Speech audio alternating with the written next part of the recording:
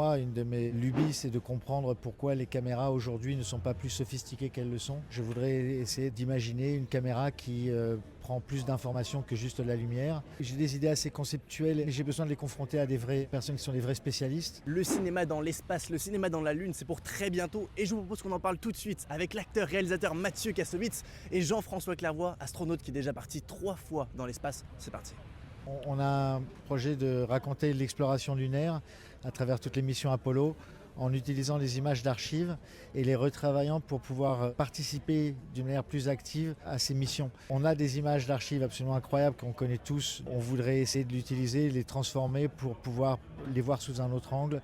Prenez les images d'archives, les vraies images des vraies caméras, des vrais astronautes sur la vraie Lune. À partir de ça, vous pouvez créer une image prise par une caméra fictive telle qu'elle serait réellement ressemblante s'il y avait eu vraiment une caméra. On sait faire ça aujourd'hui. Et nous, dans l'espace, on le fait. Par exemple, quand on pilote un bras robotique, on connaît la position de la navette, on connaît la position, les angles de chaque bras. Donc, on sait juste par les mesures de chaque angle, de chaque mouvement, de chaque segment, on sait reconstruire artificiellement un modèle mathématique, un modèle virtuel de où est le bras.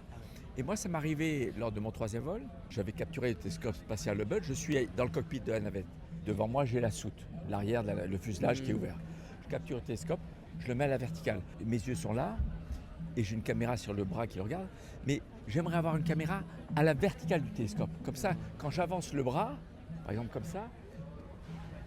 Moi, je pars du principe que quand vous voulez faire les meilleures choses du monde, il faut d'abord s'associer avec le meilleur du monde. J'ai emmagasiné ce que j'ai recherché. J'ai fait sur ce rover les premières réflexions en termes de projection, en termes de caméra.